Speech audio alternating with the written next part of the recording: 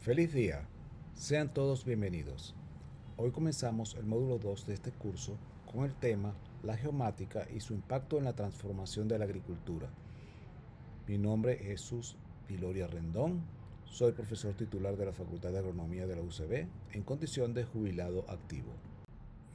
A lo largo de este tema explicaré qué es la agricultura, qué es la geomática, ¿cuáles son las principales herramientas tecnológicas de geomática que se utilizan hoy en día como apoyo a las actividades agrícolas? Y finalmente plantearé mi opinión sobre los desafíos y oportunidades de la aplicación de geomática a la agricultura en Venezuela. A menudo escuchamos que la agricultura es un negocio, pero ¿qué tipo de negocio es? Es el negocio de transformar energía radiante en biomasa.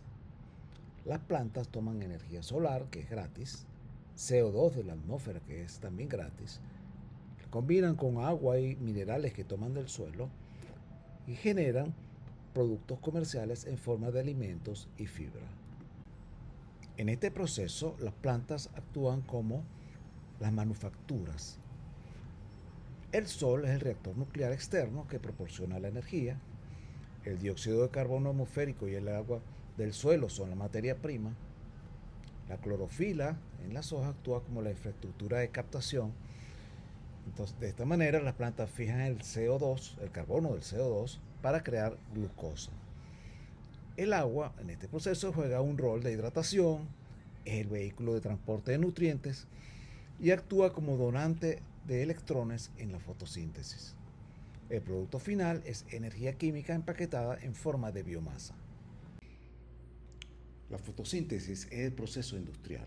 Si bien vemos que las plantas crecen desde el suelo, estas se construyen desde el aire gracias a la captura de energía que procede del sol y su almacenamiento en enlaces químicos de la glucosa. La glucosa es la unidad básica de compuestos orgánicos más compuestos que sintetiza la planta y que constituyen el tejido vegetal. Esto genera el inventario base de la empresa agrícola. En este proceso los insumos críticos son la energía solar, la materia prima es el dióxido de carbono que está en la atmósfera y el agua del suelo. Y la infraestructura es la clorofila, que es la captadora de energía. Como producto se genera glucosa, un subproducto que es el oxígeno que va a la atmósfera, y el olor agregado es el almacenamiento de energía en enlaces químicos. El polímero orgánico más abundante en la Tierra, producido a partir de la glucosa, es la celulosa. Gran parte del tejido vegetal de los pastos está compuesto principalmente por celulosa.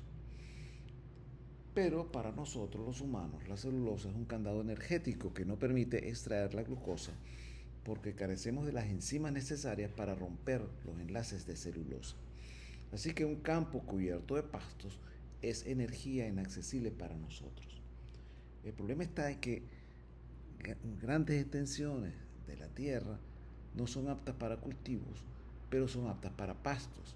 En particular, 30% de la superficie nacional de Venezuela es apta para pastos, mientras que solo 18% es apta para cultivos.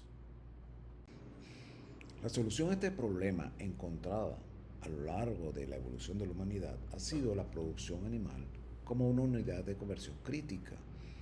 Los rumiantes, vacas, ovejas, por ejemplo, poseen un sistema digestivo especializado con 4 compartimientos. En el primero de ellos, el rumen, ocurre una simbiosis con microorganismos y esa simbiosis es capaz de romper la celulosa, la molécula de celulosa y transformarlas en ácidos grasos y proteína microbiana. El resultado es un producto con aminoácidos esenciales y vitaminas en cantidades que las plantas no pueden ofrecer. Además de esto, los animales no solamente producen estos alimentos, devuelven el nitrógeno y la materia orgánica al suelo a través de sus excretas. Es una forma de economía circular, abonan nuevamente al suelo. De esta manera, en la cadena de valor agrícola podemos distinguir 2 fases, una fase primaria en la cual las plantas, actuando como procesadores, transforman los fotones, el CO2 y el agua en carbohidratos y crean la biomasa base. Y en una fase secundaria, los rumiantes actúan como un bioreactor que transforma la celulosa que no es digerible en carne y leche. En este modelo de negocio, el objetivo es maximizar la cantidad de biomasa producida por cada unidad de energía solar recibida. El objetivo entonces se logra a través de una optimización del uso de la radiación. ¿Y cómo conseguimos esto? A través de 4 factores. El primero de ellos es la eficiencia de transformación de energía. ¿Cómo? Por medio de mejoramiento genético y selección de plantas y animales más productivos y mejor adaptados al medio donde se produce. El segundo es la arquitectura de la captación. Esto tiene que ver con la densidad de siembra. El panel solar, que es el follaje de las plantas, debe cubrir 100% del suelo para no desperdiciar energía, pero además se debe evitar el autosombreamiento entre plantas vecinas. El tercero es el control de pérdidas. Plagas, enfermedades y falta de agua son fugas del sistema que reducen la eficiencia de la conversión. El cuarto es la nutrición mineral, porque esta funciona como el mantenimiento de la maquinaria molecular, o sea, las enzimas, que permiten la transformación de energía solar, CO2 y agua en glucosa. La pregunta que nos debemos hacer en este tema es, entonces, ¿cómo puede contribuir la geomática a lograr este objetivo? El problema no termina en el control de los factores que le acabo de mencionar, porque la actividad agrícola es parte de un ecosistema. El ecosistema no es solo el entorno, es el capital biológico que permite que el negocio sea sostenible a largo plazo. La agricultura depende de un conjunto de servicios ecosistémicos que la naturaleza presta gratuitamente, pero que tienen un valor económico crítico. Así que el ecosistema agrícola o el agroecosistema es el soporte vital que mantiene la eficiencia en la transformación de la energía. ¿Cuáles son estos servicios ecosistémicos? Los 4 primeros, y que los te presento aquí, ocurren en el sustrato del ecosistema agrícola, o sea, en el suelo. El primero es el reciclaje de nutrientes. Fíjense, la energía solar fluye en una sola dirección. Entra al sistema, se usa y se disipa como calor. En cambio, los nutrientes son reciclables. Los organismos del suelo procesan los residuos vegetales y animales que entran y quedan allí en el suelo y los desdoblan, liberan los nutrientes que entran nuevamente en el ciclo de producción. El segundo es la fijación de nitrógeno. La existencia de bacterias fijadoras en simbiosis con las leguminosas capturan nitrógeno de la atmósfera y lo proveen libremente a las plantas, en este caso las plantas simbióticas, pero el nitrógeno queda allí para las plantas para las siguientes cosechas. El tercero son las micorrizas. Esta simbiosis de hongos del suelo y raíces aumenta la capacidad de las plantas de absorber nutrientes, particularmente el fósforo. Y el cuarto es la regulación hídrica. En un ecosistema en equilibrio, esta actúa como una esponja que amortigua los excesos y las deficiencias de lluvia. Esto protege al negocio agrícola y a la inversión frente a la volatilidad climática. El quinto servicio ecosistémico es la polinización. Es el servicio de logística reproductiva. Sin insectos polinizadores, muchas fábricas de frutos se detendrían por completo. Y el sexto es el control biológico. El ecosistema mantiene un equilibrio entre insectos depredadores que controlan a otros que son plagas. Esto reduce la necesidad de aplicaciones químicas y reduce los costos operativos y el impacto ambiental. En agricultura, si el ecosistema se degrada por erosión del suelo o por pérdida de biodiversidad, se pierde la capacidad de transformar la energía solar. La agricultura no es un sistema de una línea de ensamblaje, planta, animal, alimento, sino una red circular. El éxito del negocio entonces depende no solo de cuánta energía solar podemos captar hoy, sino de que también mantenemos la red de reciclaje y los servicios biológicos que permiten que el ciclo se repita mañana. Quiere decir, cómo logramos que este proceso sea sostenible. Y la pregunta con el tema de hoy es, ¿cómo puede contribuir la geomática a la sostenibilidad del agroecosistema? En el desarrollo de software es común que se identifiquen las diferentes versiones de una aplicación como 1.0, 2.0, etc. Y en este caso los desarrolladores describen con claridad cuáles son las características de cada nueva versión y las diferencias con la versión anterior. Y podemos saber también con precisión cuándo apareció cada nueva versión. Recientemente se ha hecho común, se escucha cada vez más los términos agricultura 1.0, 2.0, 3.0, etc., referidos a estadios en el desarrollo tecnológico de la agricultura.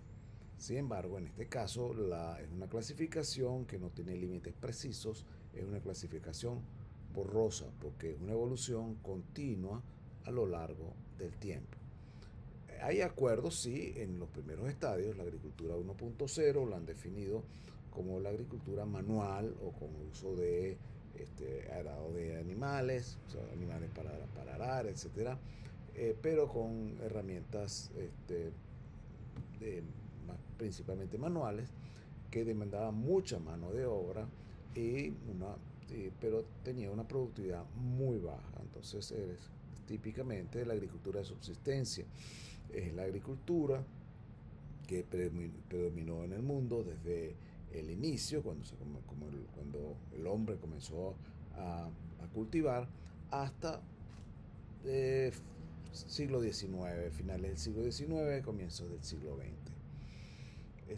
Luego tenemos la versión de la agricultura 2.0. Entonces, cuando comienza a usarse, empieza la mecanización, empieza a usarse el tractor, comienzan a utilizarse productos químicos en la agricultura, fertilizantes, biocidas, y esta agricultura que ha caracterizado el siglo XX, sobre todo la segunda mitad del siglo XX, y esta agricultura ha tenido el impacto de aumentar el volumen de producción, y así que evitó que países donde se temía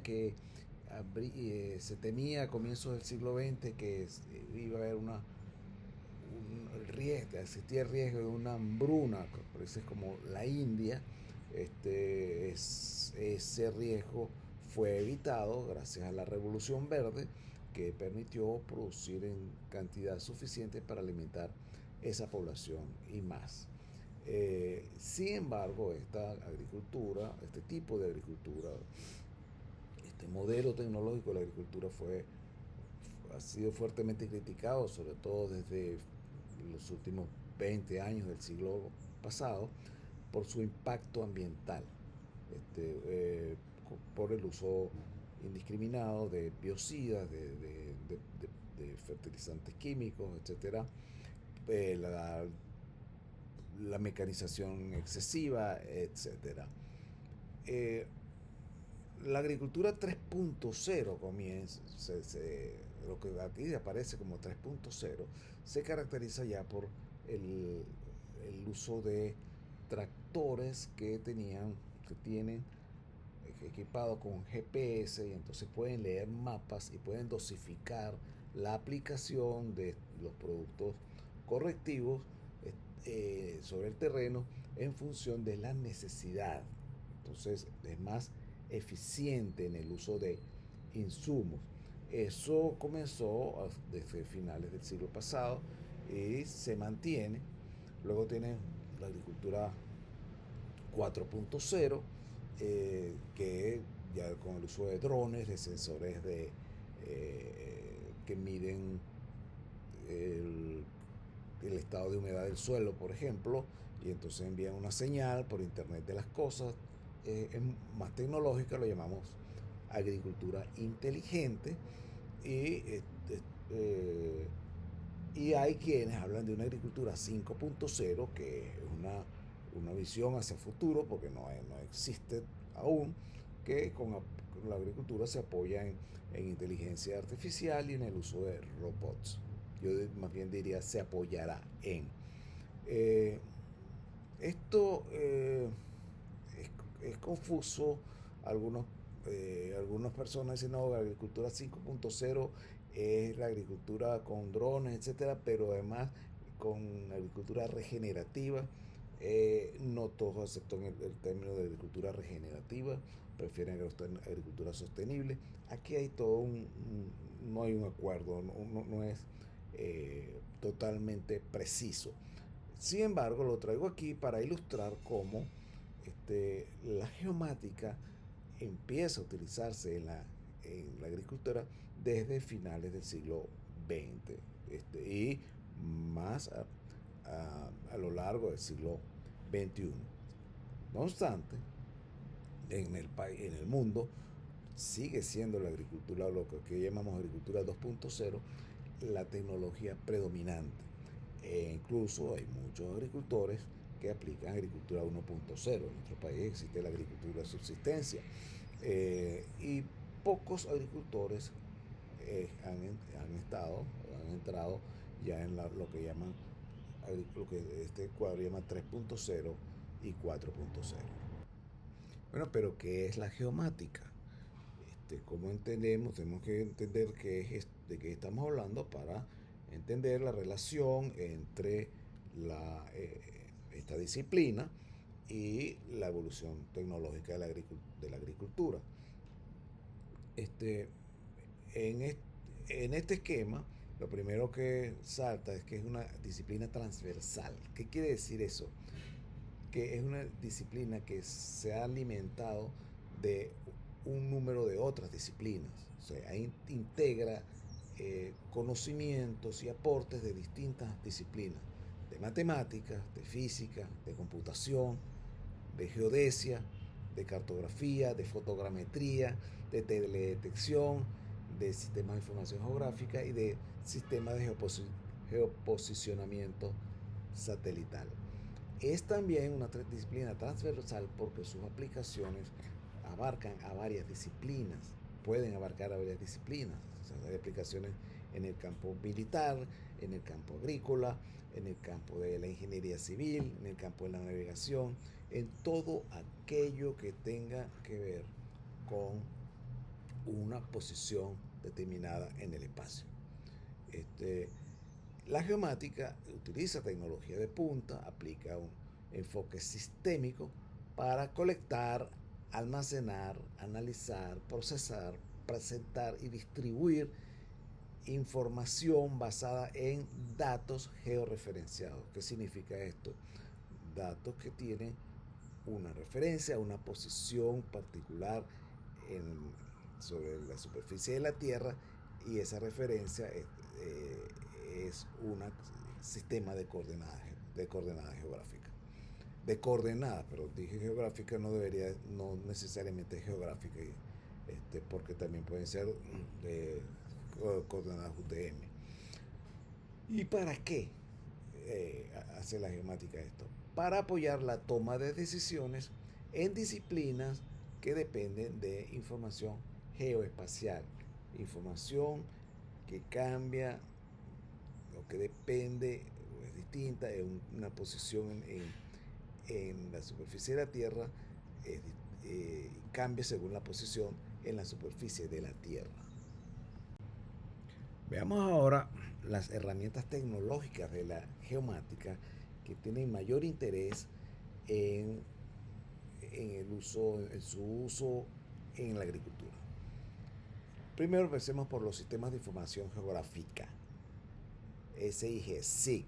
En inglés es Geographical Information System, entonces encontramos que es mucho las siglas GIS, e incluso en español lo usan mucho, GIS.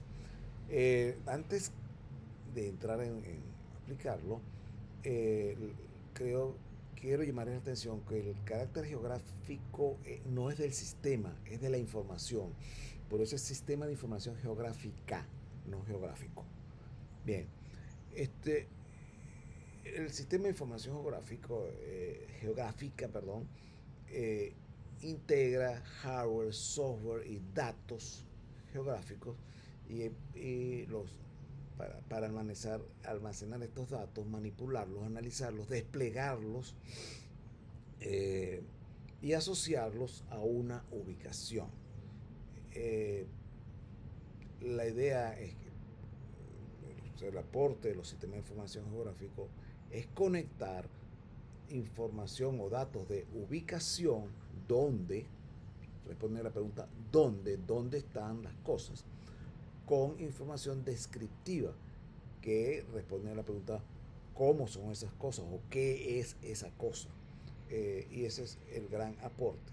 Esto es lo que hacen los mapas en papel, pero ahora con el desarrollo de la informática se ha hecho posible hacerlo con hardware y software. ¿Desde cuándo? Desde finales del siglo XX. Eh, yo diría que desde los últimos 20 años del siglo XX. Una característica de un sistema de información geográfica es la capacidad para almacenar la, los datos en capas de información de, de diferentes fuentes, como lo vemos aquí en el esquema. Pueden ser de un modelo digital de elevación, de una imagen satelital, de un mapa de vialidad, de un mapa de catastro, y superponer estas capas de información para encontrar relaciones entre ellas, para generar modelos de predicción según el interés de los usuarios. Ahora bien, ¿cómo se representa el mundo real en los modelos geográficos contenidos en cada capa de datos de un sistema de información geográfica? Hay dos maneras de representar el mundo real. Como modelo objeto o como modelo campo. Veamos el primero, que está a la izquierda. El modelo objeto representa el mundo como un arreglo de objetos discretos, bien definidos, definibles, que son caracterizados por su forma, sus dimensiones, su ubicación, por sus atributos no espaciales. Por ejemplo, las parcelas agrícolas, la vialidad en general, los, o sea, puntos donde hay pozos de riego o donde hay bebederos, este, lo representamos como un punto o como una línea o como un polígono. Entonces se representa el mundo como es entendido, un mundo estructurado, y es más apropiado cuando el propósito de la modelización es hacer un inventario. Entonces toma una finca, entonces tiene una capa de las parcelas, una capa de la vialidad interna, una capa de la infraestructura, así etcétera, y lo puedes superponer y tener entonces toda la visión de cómo está conformada o estructurada esa finca. El modelo campo, en cambio, describe el mundo como un conjunto de capas de celdas, llamamos también píxeles. Píxeles viene de picture element, era como lo vemos en una fotografía, son cuadritos, son celditas, y cada celdita tiene unas características que lo hace distinta a los otros, tiene unos valores. Esas características se resume en un valor cuantitativo que lo hace distinto al otro. Por ejemplo, si fuese el color, es la combinación de rojo, verde y azul, RGB, es distinto en cada píxel, en cada celda. Entonces el modelo se basa en una entidad fundamental que es el conjunto X, Y, Z, donde X y Y me indican la posición espacial de cada celda y Z el valor de un atributo, del atributo de interés en esa celda. Entonces el modelo representa el mundo como es visto, como una imagen, no está estructurado. Sin embargo, en esa imagen nosotros podemos reconocer, tenemos, qué sé yo, una fotografía aérea donde estaba la finca y entonces ahí podemos reconocer, mira, aquí está la casa, aquí están unas parcelas, estos son los límites de la finca, como si lo viéramos en Google Earth, por ejemplo. Es más adecuado para representar fenómenos naturales que no muestran límites obvios o no nos interesa los límites entre ellos en ese momento. El modelo objeto lo representamos en un sistema de información geográfica como un modelo de datos vectorial. ¿Qué significa esto? Representamos los objetos como puntos, como líneas o como polígonos. Este tipo de modelo describe los fenómenos del mundo real sobre la base de sus características espaciales y no espaciales. Entonces, las características espaciales describen lo que es la geometría de cada objeto, su posición con respecto a un sistema de coordenadas, a un sistema determinado de coordenadas, y su topología, que es la topología, las relaciones con los objetos vecinos, con los objetos adyacentes. Esta representación espacial responde a la pregunta, ¿dónde está el objeto? Las características no espaciales describen los atributos del objeto, su identificación, su clasificación con relación a un sistema determinado, por ejemplo, el color del objeto, el pH, el tamaño, etcétera. Y estos atributos están organizados en una tabla de atributos. Esta tabla de atributos entonces responde a la pregunta, ¿qué es ese objeto?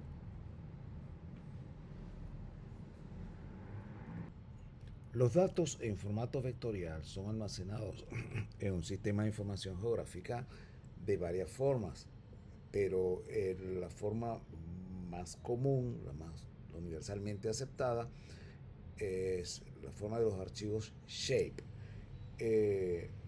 Esto es un conjunto de 3 a 5 archivos. El archivo shape almacena la información geométrica del objeto.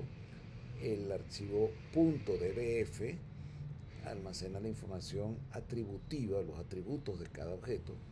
Y hay otro tercer archivo .shx que almacena el índice que me relaciona los atributos no geográficos con los atributos geográficos de cada objeto. Adicionalmente, hay un archivo que tiene las coordenadas, el sistema de coordenadas, a la cual está georreferenciado cada objeto.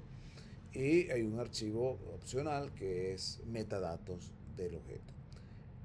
Usted puede abrir, transferir información de cualquier plataforma de sistema de información geográfica a otra, pero tiene que ir estos archivos juntos. No, si falta, si tiene uno solo de ellos, solamente el SHP, que es SHEP propiamente dicho, no puede abrir la información. Tiene que transferir el conjunto de estos archivos, lo pueden transferir de un software a otro, lo puede enviar a un colega, o sea, a otro usuario, pero un conjunto de varios de todos estos archivos juntos. En el caso de la información, el modelo campo corresponde al modelo raster de los sistemas de información que usamos en sistemas de información geográfica. También lo llamamos modelos de grilla, modelos de cuadrícula.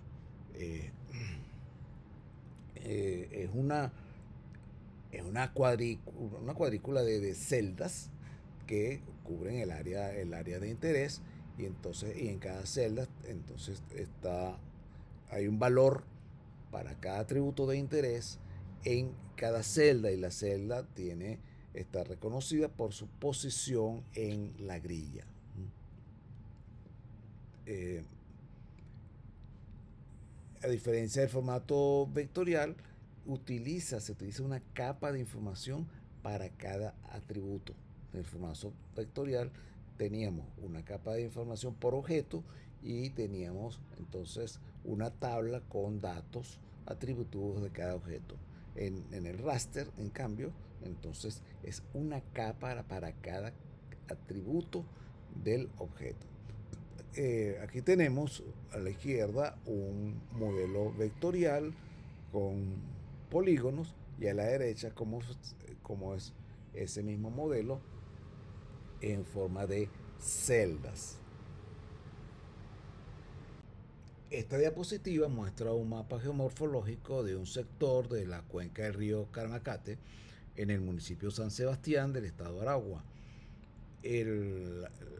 La imagen superior es el modelo, está representado como un modelo objeto, o sea, como en el formato vectorial. Cada unidad geomorfológica es un polígono. En la imagen de inferior lo estamos representando como un raster. Cada es un mapa de celdas, y aunque se parecen mucho, si vemos hacia la derecha de la imagen, podemos apreciar una diferencia importante. En el modelo objeto de polígonos, o sea, los límites, la variación ocurre en los límites entre un polígono y el siguiente. En el modelo, o sea, es un modelo escalonado. Escalonado en el sentido que yo tengo una unidad de geomorfología, y el límite hacia la otra unidad o el cambio hacia la otra unidad ocurre en el límite entre las dos. En el modelo raster, en cambio, en la parte inferior, vemos que es un continuo. Entonces, la diferencia entre ambos es que el modelo vectorial no me muestra cómo es la variación dentro de cada polígono. En el raster yo puedo ver como una variación continua. Puedo apreciar que visualmente los límites que coinciden, o sea, con los límites de los polígonos, pero es visual, no hay límites allí, es una continuidad. Entonces, cuando hay mucha variación interna dentro de un polígono, vemos que los límites no coinciden exactamente. El modelo raster me permite entonces mostrar esa variación interna. Una característica importante de la representación de información geográfica es el grado de detalle de la información. Este grado de detalle en el modelo vectorial se refiere a la escala del mapa, y en el modelo raster se refiere a la resolución espacial del modelo. Veamos el modelo vectorial. La escala del mapa es la relación entre la distancia entre dos puntos en el mapa y la distancia entre esos mismos dos puntos en el terreno. Esta forma de ecuación me lo aclara. Entonces, E es el módulo escalar, 1 es al módulo escalar como la distancia en el mapa es a la distancia en el terreno. Esto confunde mucho porque como el módulo escalar es el denominador, mientras el módulo escalar sea mayor, la escala es más pequeña, y eso confunde mucho a muchísimos usuarios. Veamos aquí este ejemplo. Un mapa a escala 1/10.000, en el mapa lo que en el mapa es 1 centímetro, son 100 metros en el terreno. Lo que en el mapa es 1 centímetro cuadrado es 1 hectárea en el terreno. En cambio, en un mapa 1/100.000, 1 centímetro corresponde a 1 kilómetro en el terreno, y 1 centímetro cuadrado corresponde a 100 hectáreas. Por eso a muchas personas se les hace difícil y entonces debemos hablarles a veces de mapas más detallados, mapas menos detallados para entendernos en las conversaciones, sobre todo en esos trabajos de equipo donde hay personas de distintas disciplinas, donde participan técnicos de distintas disciplinas. El tema de la escala crea bastante confusión. Un mapa de escala grande entonces muestra un área pequeña con muchos detalles. Un mapa de escala pequeña muestra un área grande con pocos detalles. Si usted va a hacer una planificación de una finca, usted necesitará un mapa de escala grande. Pero si usted va a hacer una planificación del estado Aragua, usted va a necesitar un mapa de escala pequeña. Y si es la planificación de un país, es un mapa de escala aún más pequeña. En el caso del modelo raster, es lo que determina el detalle de la información, es el tamaño de la celda, y eso es lo que llamamos resolución espacial. Entonces podemos tener la resolución espacial de 0,5 metros, esto es distancia en el terreno, de 5 metros, de 10, de 30, de 90, de 1 kilómetro. Entonces fíjense cómo el tamaño de la celda es cada vez mayor. Le he sombreado aquí de 10 metros en adelante para resaltar que hay datos disponibles libremente en internet de, de modelos digitales de elevación y de imágenes satelitales con una resolución espacial de 10 metros o menos, o sea, que más, celdas más grandes. Si usted quiere trabajar con una resolución espacial mayor, 5 metros, 1 metro o submétrica, o sea, en centímetros, entonces ya necesita otro tipo de, o sea, ya existen imágenes satelitales de 5 metros, modelos digitales de elevación de 5 metros, pero no son gratuitos. Tiene que comprar el pedazo de la imagen que le interesa, el pedazo del modelo digital de elevación que le interesa, o utilizar drones. Pero eso lo veremos más adelante. ¿De qué depende entonces el grado de detalle de la información? O sea, ¿de qué depende la escala del mapa o la resolución espacial del mapa raster de los objetivos? ¿Para qué quiero la información? ¿Cuál es el tamaño del área de interés? ¿Cuáles son las fuentes de información? ¿Cuáles son las fuentes de datos que utilicé para generar una nueva información? La capacidad de procesamiento de la computadora, el tiempo disponible para procesar los datos. Si la resolución espacial es grande, o sea, celdas pequeñas, celdas de tamaño muy pequeño, y el área de estudio es grande, y voy a correr un modelo, seguramente que tendré que dejar la computadora trabajando un largo tiempo para obtener una respuesta del modelo que estoy corriendo. Ojo con esto porque si cuando yo veo un mapa en una computadora yo puedo hacer zoom y acercarme más y acercarme más, pero eh, ojo, está determinado la calidad de la información está determinada por la resolución espacial del, del tamaño del píxel y por la escala del mapa, aunque yo puedo acercarme mucho más. Yo puedo ver un mapa unos 100.000 y puedo acercarme como si fuera unos 25.000, pero la información, el grado de precisión de esa información está al 100.000. Otro de los pilares tecnológicos de la geomática es la teledetección o percepción remota. En Europa se le llama teledetección, en Estados Unidos de América se le llama remote sensing, pero es la misma disciplina. Para entender lo que podemos hacer con la teledetección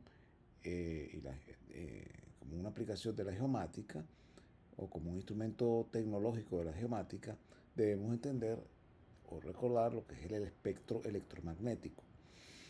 Desde finales del siglo XIX se acepta que los diferentes tipos de energía que viajan en el espacio lo hacen en forma de partículas que se mueven en un movimiento vibratorio en forma de ondas. Y la energía que transmiten depende de la longitud de onda. Mientras mayor es la longitud de onda, la energía es menor. El espectro electromagnético ordena los distintos tipos de radiación en función de esa longitud de onda, desde las que tienen una longitud de onda más larga a la derecha, como las ondas de radio, hasta las que tienen una longitud de onda más pequeña, como los rayos X y los rayos gamma. La parte del espectro visible, que es lo que pueden captar la vista humana, es una fracción muy pequeña del espectro electromagnético. Pero con sensores especiales podemos captar también parte del infrarrojo y parte de las ondas de radio de menor longitud de onda, lo que llamamos radar. Eso lo vamos a ver ahora más adelante.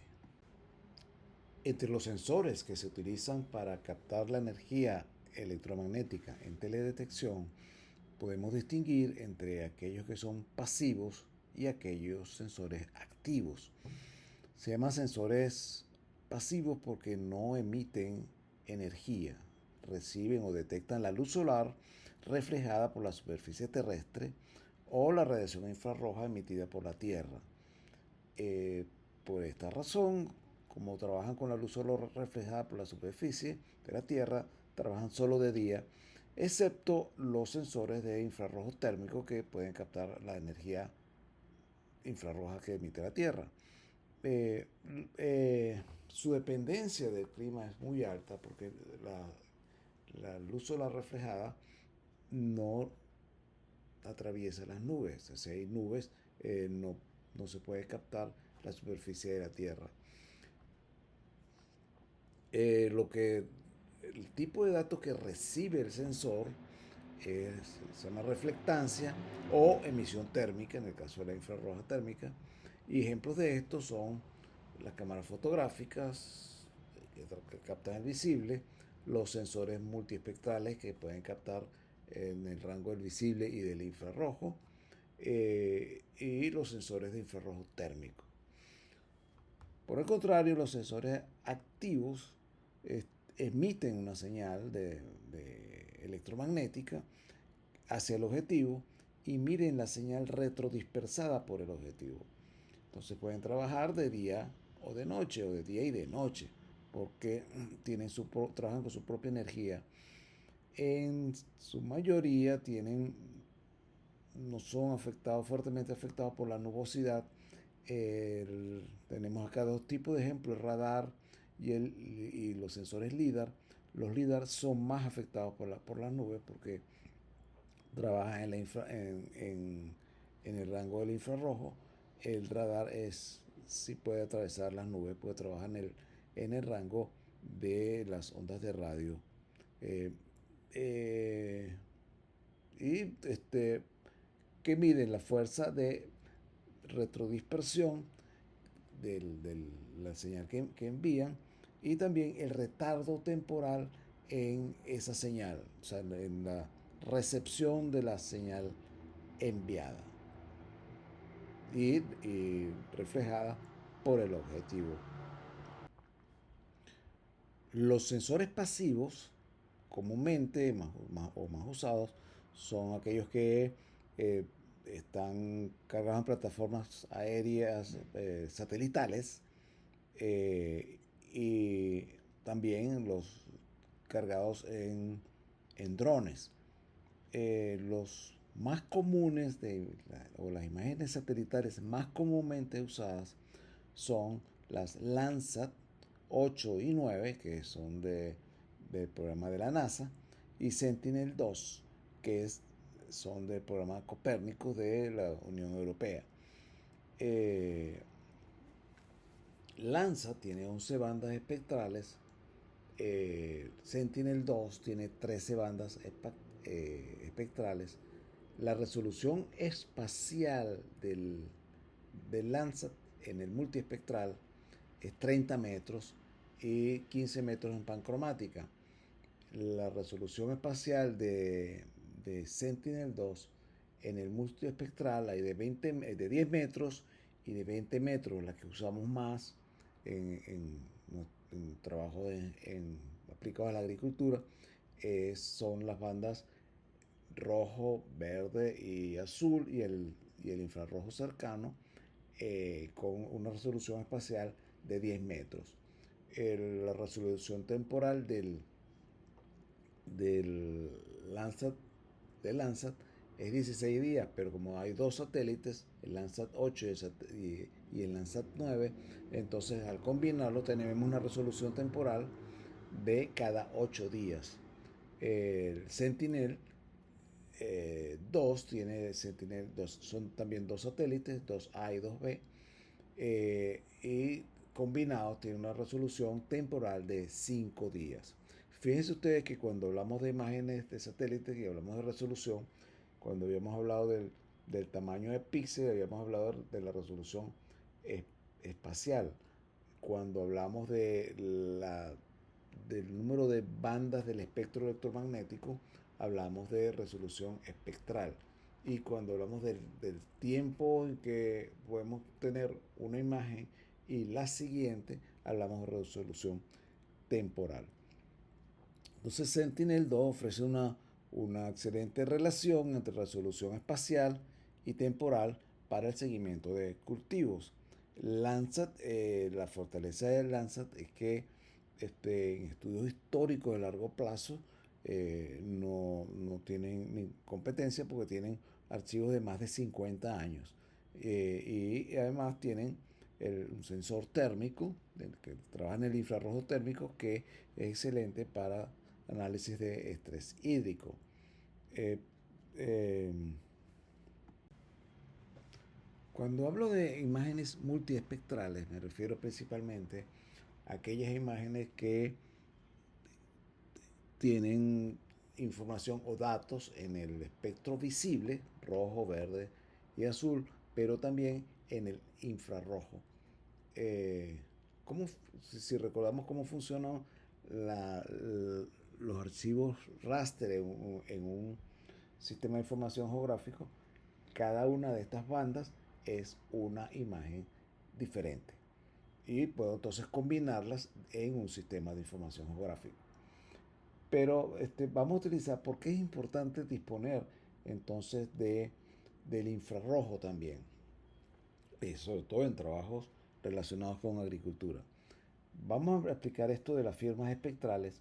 La imagen tiene solamente eh, el, la firma espectral de la vegetación. El agua tiene otra firma espectral. La firma espectral es lo que refleja el objeto en cada una de las bandas del espectro electromagnético. Fíjense ustedes que, bueno, decía que el suelo tiene otro tipo de firma espectral y el agua tiene otro tipo de firma espectral. Las áreas desnudas tienen otro tipo de firma espectral. Pero veamos el de la vegetación. Veamos acá a la izquierda, abajo, hay un pequeño pico en el verde. Entonces tenemos azul, verde, rojo. Ese es el visible. Ese pequeño pico en el verde es por esto que vemos cuando la vegetación está sana, la vemos de color verde. Típicamente las hojas de los árboles en el otoño son de color rojizo o amarillento o rojizo, y están en ese pequeño vallecito que corresponde al rojo. Entonces tenemos un vallecito que es el azul, el verde es un pequeño montículo y otro vallecito que es el rojo. Pero fíjense qué pasa cuando pasamos al infrarrojo cercano. Hay un salto enorme. La vegetación sana refleja muchísimo el infrarrojo cercano, el infrarrojo, pero sobre todo el infrarrojo cercano. Entonces, esta comparación entre el infrarrojo y el rojo nos permite detectar eh, la salud de la vegetación, del dosel vegetativo, porque fíjense que absorbe el rojo y emite o refleja el, el infrarrojo.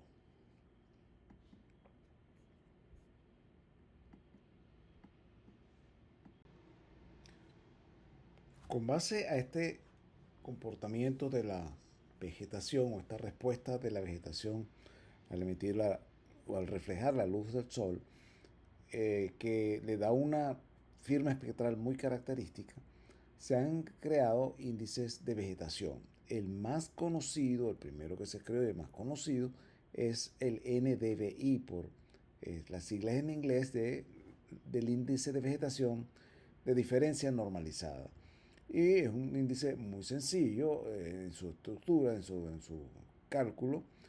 Es el infrarrojo cercano menos el rojo, o sea, la banda del infrarrojo cercano, que es una capa en el sistema de información geográfico, lo restamos de la capa del rojo, que es la otra banda, y dividimos esto entre la suma del infrarrojo cercano más el rojo.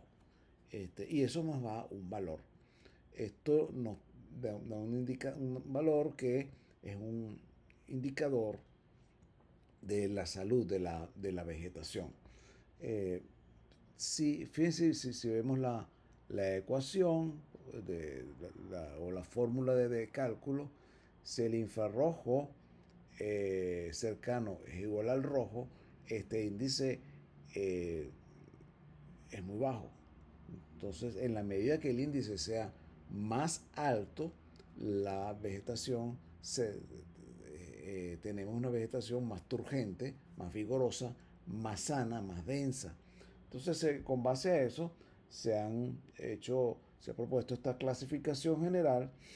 Si es mayor de 0,5, nos indica, si el NDVI es mayor de 0,5, nos indica que hay una vegetación sana, densa, vigorosa.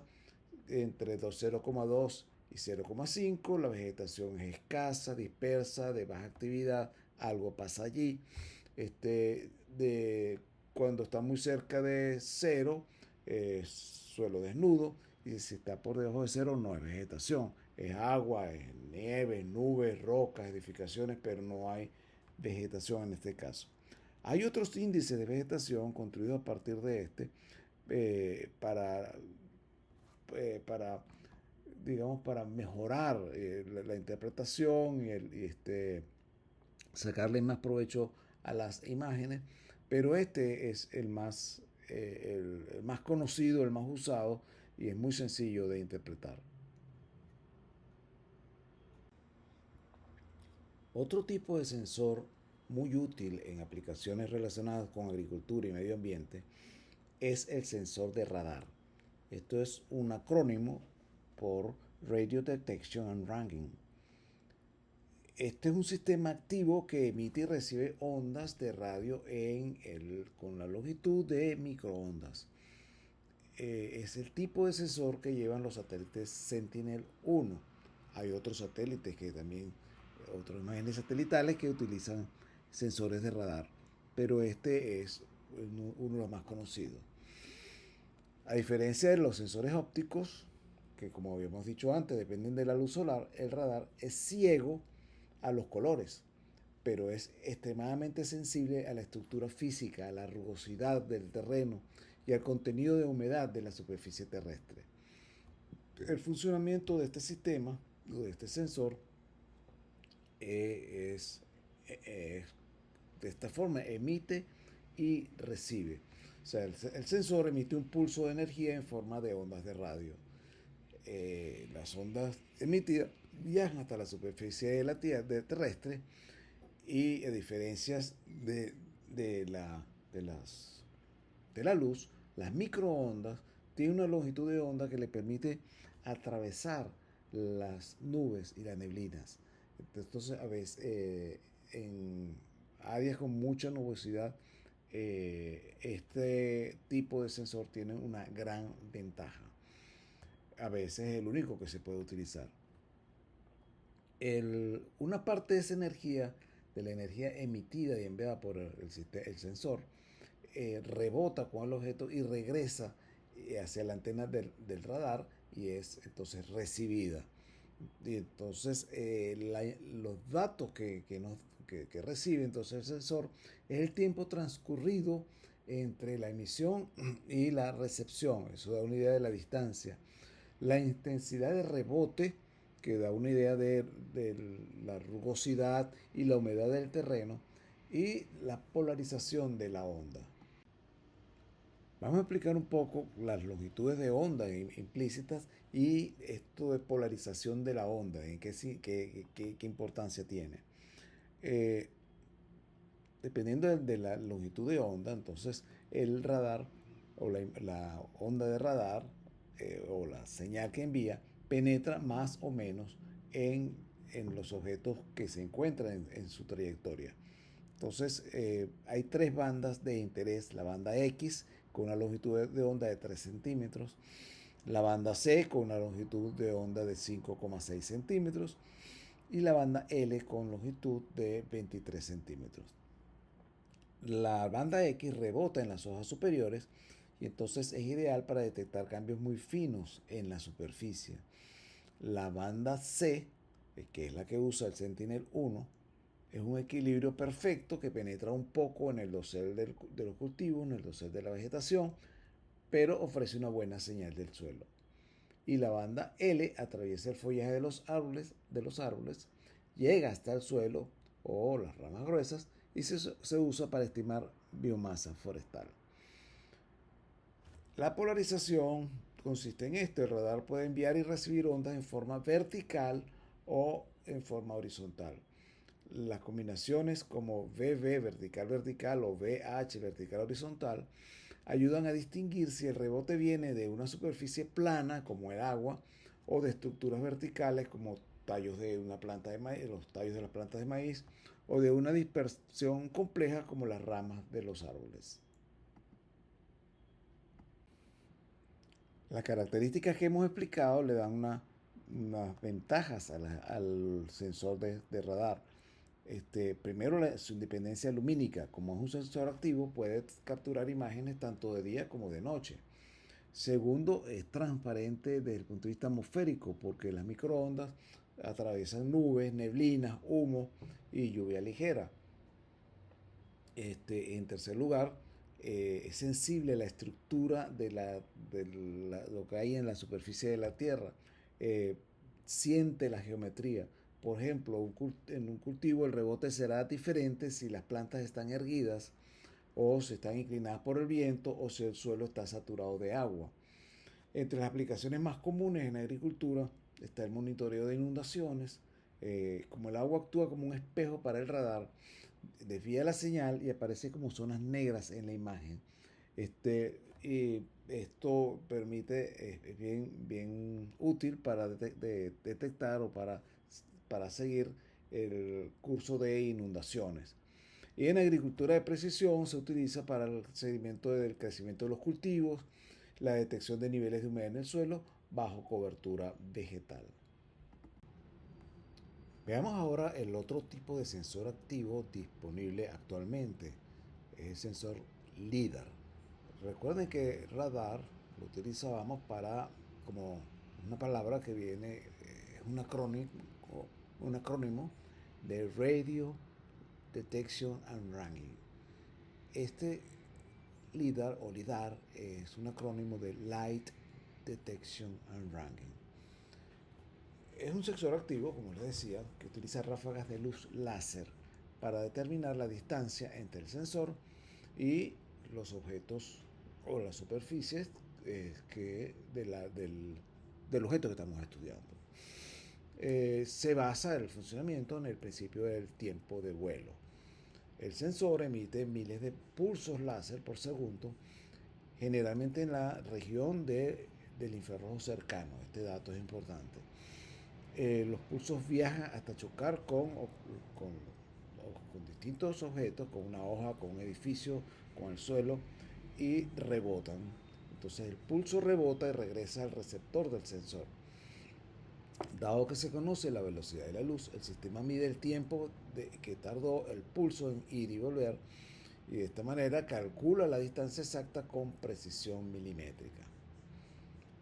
¿Qué componentes tiene el sistema? Un escáner láser que emite y recibe los pulsos, un sistema GPS o GNSS, ya explicaremos ahora el significado, pero este es un sistema de navegación satelital que proporciona la ubicación exacta X, Y y Z del sensor en cada momento, y una unidad de medición inercial que registra la inclinación, el balanceo, la orientación del sensor.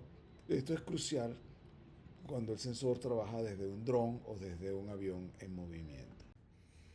¿Cuáles son las ventajas del sistema LIDAR que lo hacen interesante y útil?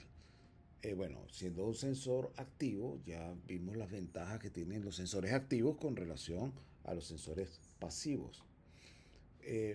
Pero en comparación con el otro tipo de sensor activo, con el radar, tiene la ventaja de que registra múltiples retornos de un mismo pulso.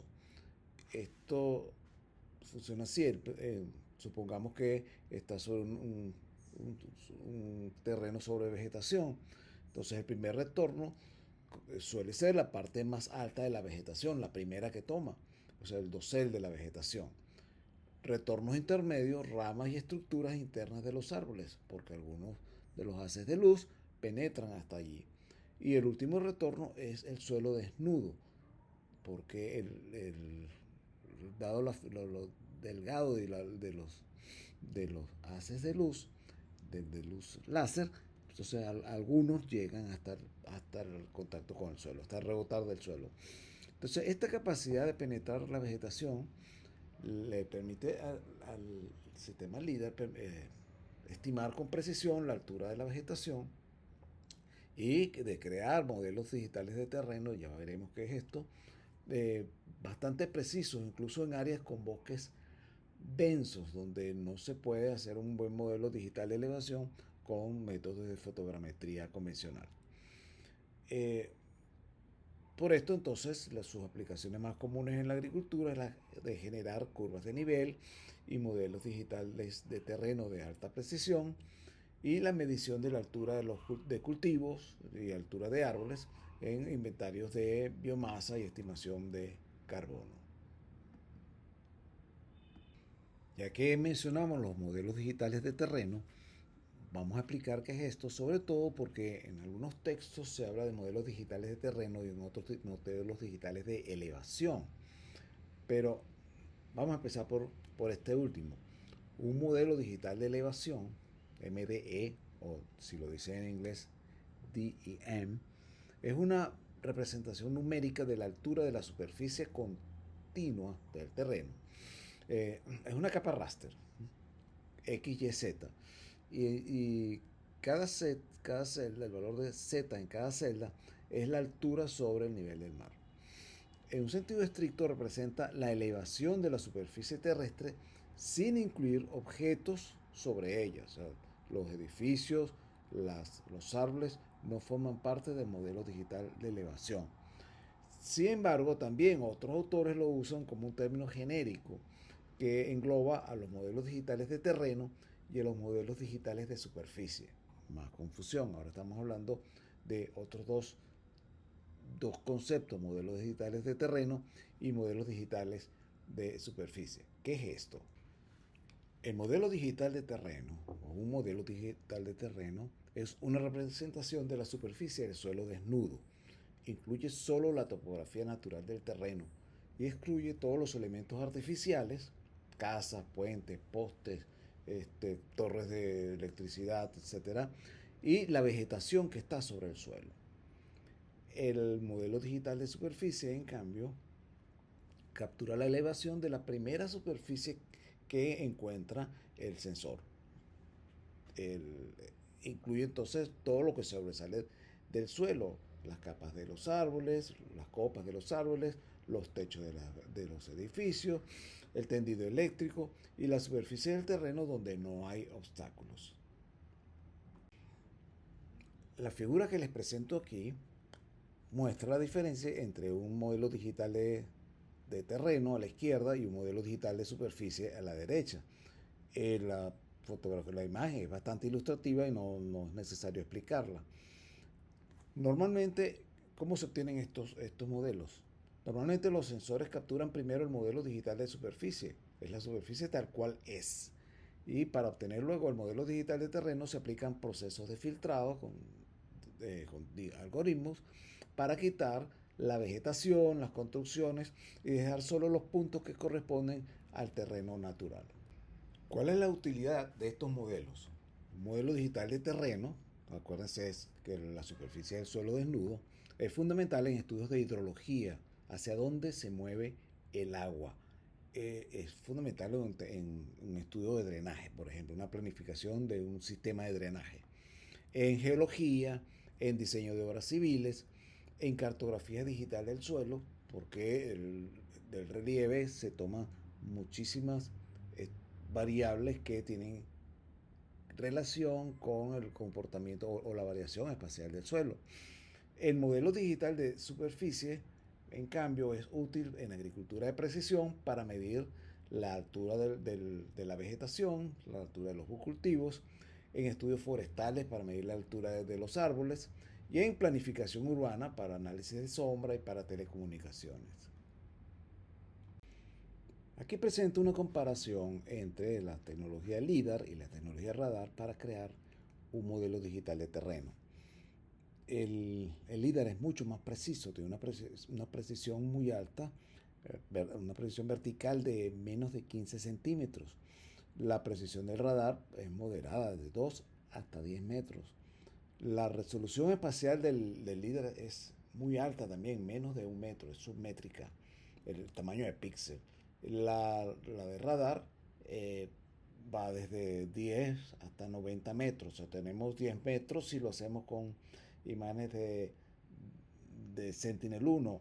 Existen el modelo de SRTM disponible en la red con píxel de 30 metros y hay un SRTM con píxel de 90 metros que también está en la red, en la web. El costo por hectárea entonces del LIDAR es mucho más elevado que el costo del radar, que es gratuito si se toma los modelos que están en la red, el SRTM que les mostré, que les mencioné. Entonces el líder se utilizaría solo para áreas locales o máximo regionales. El radar se utilizaría para áreas más extensas, regionales, nacionales, globales, etc. El líder tiene una vegetación excelente de la vegetación porque sus rayos penetran a través de las hojas de los árboles. La penetración del SAR, del radar, es más limitada, entonces es promedio y más difícil entonces generar el modelo digital de terreno por un filtrado digital. Entonces, si se necesita el modelo digital de terreno para una región extensa, el costo de LIDAR es prohibitivo, no podemos usarlo. No debemos, o sea, no podríamos usarlo. El radar tiene una ventaja de que atraviesa nubes y lluvia porque son ondas son microondas, ¿no? En la longitud de las microondas. En zonas nubladas podría ser un problema para el LIDAR porque penetra, o sea, es capaz de penetrarlo, pero no es tan eficiente o tan, no penetra tanto como las imágenes de radar porque están en el... Acuérdense que las ondas o los pulsos que emite el LIDAR están en el infrarrojo cercano. Para agricultura de precisión, para diseño de drenajes, inventarios forestales, muy detallados, el LIDAR sería la solución. En cambio, para estudios de geomorfología en escala regional, estudios tectónicos de grandes áreas, estudios de suelos más regionales, el radar sería la herramienta más eficiente. En la red se encuentra, y les decía, el SRTM hecho con imágenes de radar con un píxel de 90 metros. Hay otra versión con un píxel de 30 metros. Y hay otro modelo digital de elevación que es el ALOS Pulsar, que tiene un píxel de 11,5 metros. Este es muy atractivo porque está muy cercano de el píxel de 10 metros que tienen las imágenes de Sentinel-2, que es un sensor pasivo. Para combinaciones sería bastante interesante. Sin embargo, yo tuve, me hicieron una pregunta hace un par de años, o me pidieron ayuda para responder a la pregunta: ¿qué pasaría si el lago de Valencia, bueno, el lago de Valencia va a continuar creciendo porque no se ha resuelto el problema, pero qué pasaría si llegara a la cota 420, o sea, 420 metros sobre el nivel del mar? Entonces, tomé el sensor a los pulsar y tracé el contorno de la cota 420 metros sobre el nivel del mar, y lo comparé con la costa actual del lago, la cota actual de la costa del lago. Y me sorprendió el impacto sería terrible. Entonces tomé el SRTM de 30 metros. Entonces el área afectada sería menor. Como tenía entonces dos versiones, los comparé con datos de puntos geodésicos que están disponibles en los mapas de cartografía del Instituto Geográfico de Venezuela. Y me di cuenta que ese RTM de 30 metros coincide con la altura que reportan los puntos geodésicos. En cambio, la Los Pulsar la altura es mayor. Quiere decir que, siendo ambos modelos digitales de elevación, el Los Pulsar, tiene un píxel de menor tamaño, más detallado en resolución espacial, pero es más un modelo de superficie, modelo digital de superficie.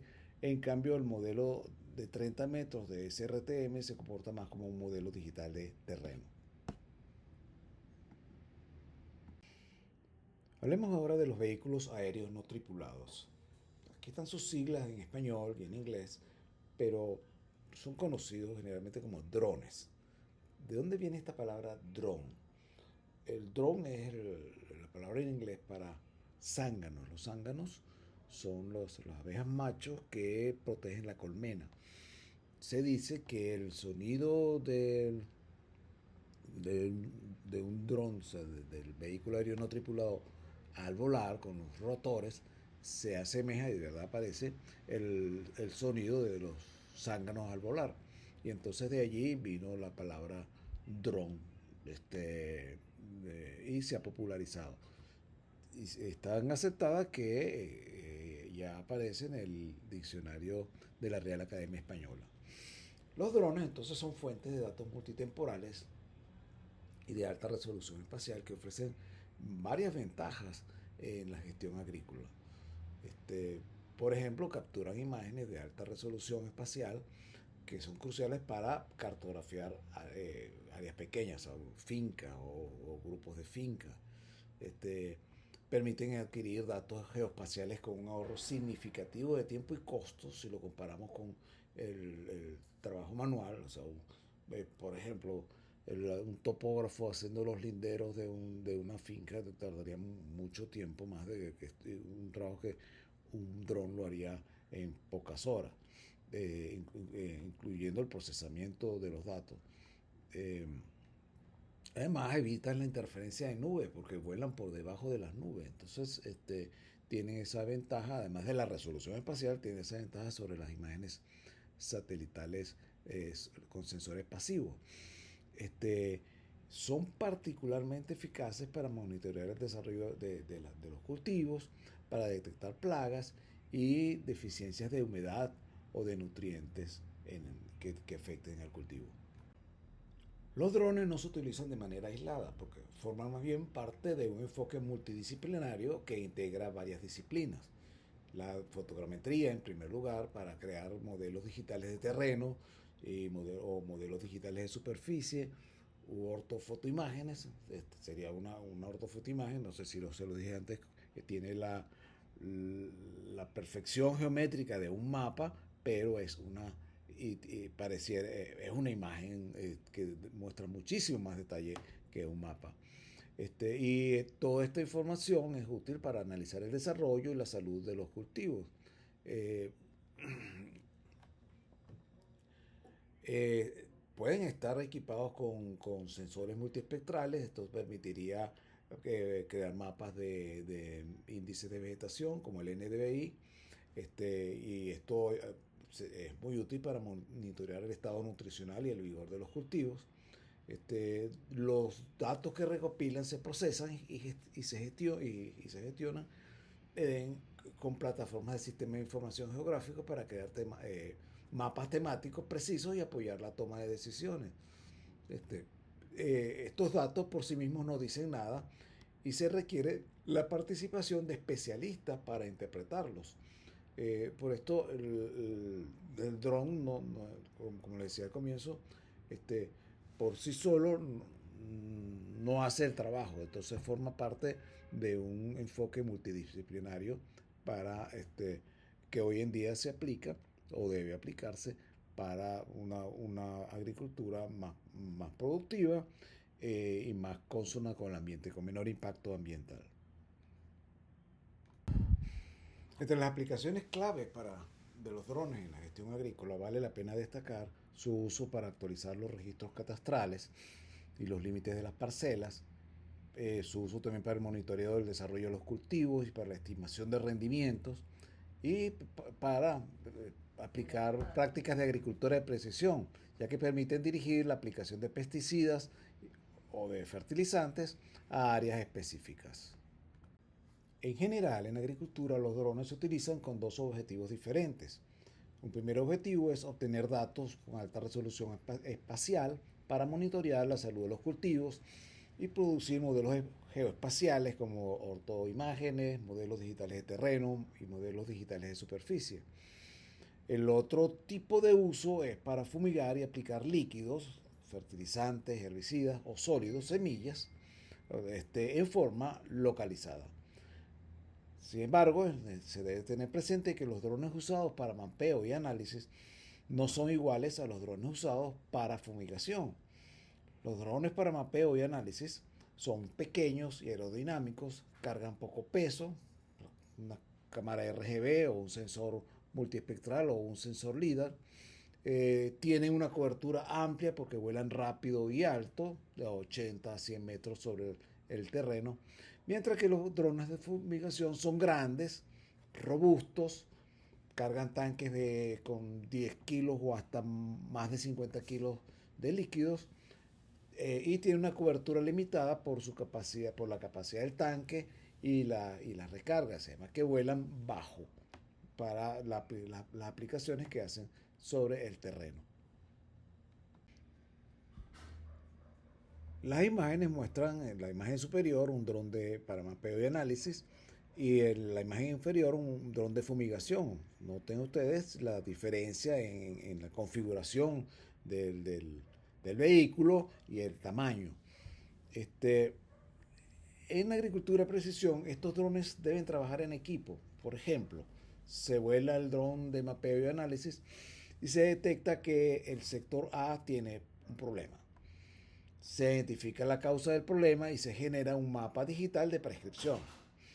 Se carga este mapa en un dron de aspersión y el dron de aspersión despega y fumiga solo el sector A, pasando por alto el resto del campo. Es importante destacar aquí que los datos que captura el dron de mapeo y análisis se encuentran en formato raster y en cambio los mapas que que el mapa que se carga en el dron de fumigación debe estar en formato de polígonos, sea un formato vectorial y que muestre los polígonos o las áreas donde se deben aplicar el producto. Esto lo hace el sistema de información geográfica. Veamos algunas limitaciones importantes, errores que se deben evitar con el uso de drones.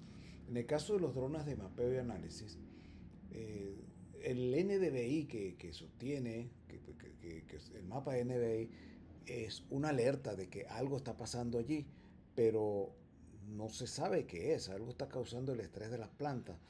Debe ver la interpretación por un experto y una visita a los sitios donde se ve el problema para detectar, para decir si bueno, es una enfermedad, es una plaga, es falta de nitrógeno o es falta de agua.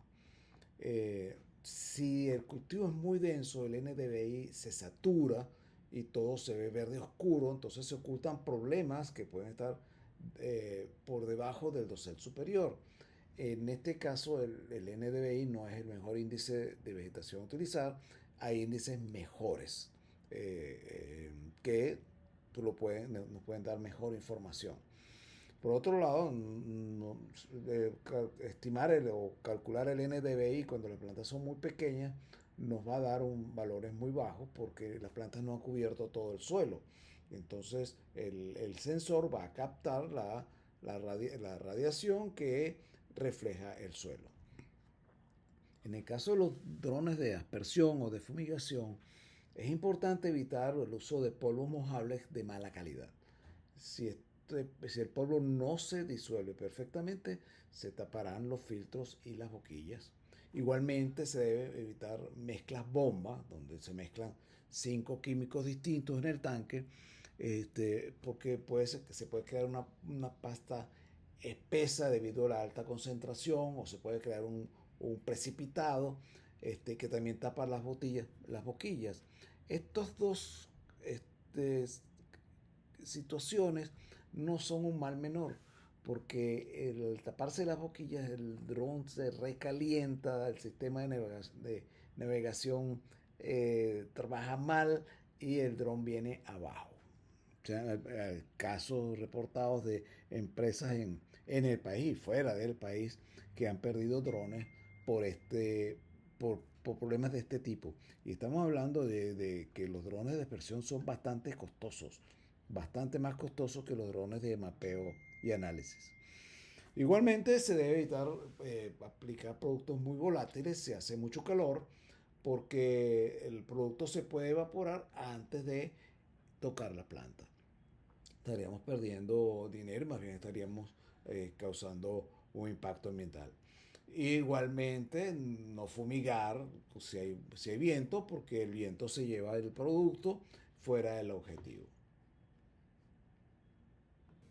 Finalmente hablaremos del Sistema Global de Navegación por Satélite, que es un pilar fundamental de la geomática, GNSS por sus siglas en inglés, pero también es conocido como GPS porque es el primero que apareció, entonces es el de Estados Unidos, el más conocido, pero hoy en día y en el mundo, además del GPS, el GLONASS, que es ruso, el Galileo de la Unión Europea y el Beidou de China. Un receptor que solo usa GPS capta solamente la señal de 8 o 10 satélites. Los receptores modernos son capaces de captar hasta más de 30 satélites al mismo tiempo, utilizando todas estas constelaciones. Incluso nuestros receptores los receptores que tenemos en el celular, creo que son capaces de trabajar con el sistema GNS mundial. Una lectura normal de GNSS tiene un error de 2 a 5 metros. Ese error se puede reducir a 1 a 3 centímetros con el sistema RTK, Real Time Kinematics. Este utiliza una corrección en tiempo real que envía una estación base que se coloca en un sitio con coordenadas conocidas. De esta manera se corrigen las lecturas del receptor GNSS y se logra un error muy pequeño. Muchos drones modernos vienen equipados para utilizar el sistema de corrección RTK. Un dron con RTK se puede quedar fijo en el aire sobre un sitio específico. Sin el RTK, el dron se mueve de arriba a abajo o lateralmente. Los mapas que producen drones con RTK en días diferentes coinciden perfectamente uno sobre el otro. Y si son drones de aspersión, la aspersión es precisa, sin solapamiento excesivo y sin dejar espacios sin fumigar. El sistema RTK es más caro, más costoso que el sistema estándar porque requiere un hardware adicional, la antena y la base.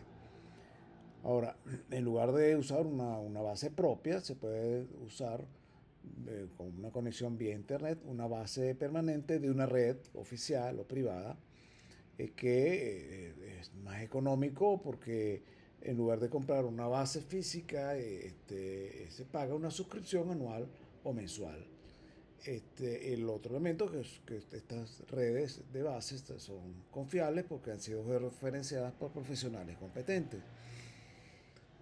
La desventaja es que si la conexión de internet falla o no es estable, el RTK se desconectará y el dron va a perder la precisión centimétrica que deseamos. El otro problema es que si la base más cercana está a más de 20 o 30 kilómetros de distancia de donde estamos trabajando, la precisión comenzará a bajar. Todavía, si no se dispone entonces de la corrección RTK en tiempo real, se puede utilizar la cinemática postprocesada, PPK, que esta alternativa utiliza datos de corrección de una estación base después del vuelo.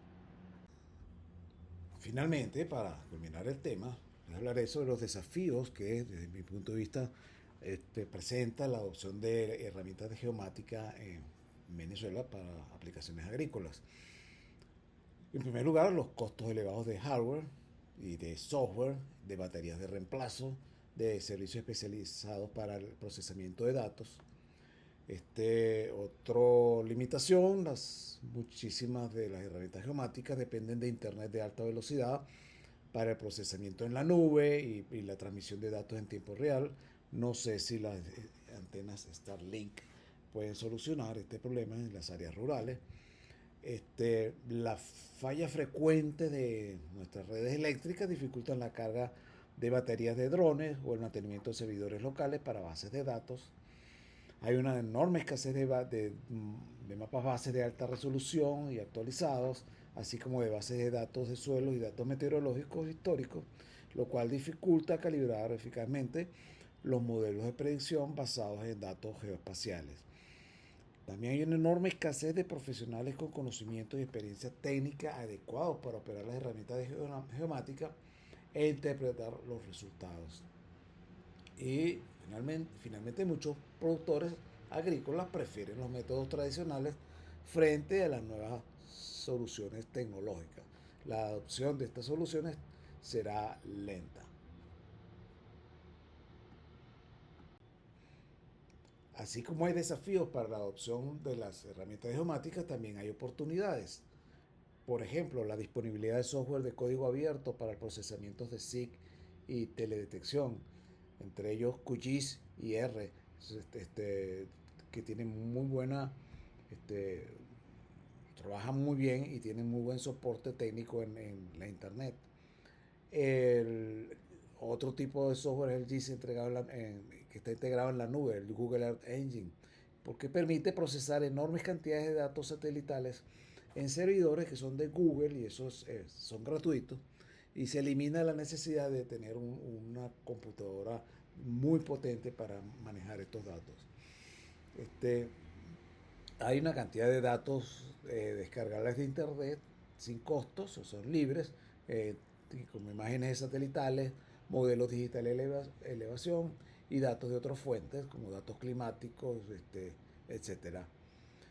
Hay aplicaciones para teléfonos celulares, por ejemplo, OneSoil proporciona un monitoreo satelital y mapas de NDVI que son gratuitos. Y esto ayuda a detectar zonas problemáticas sin necesidad de costosos vuelos con drones.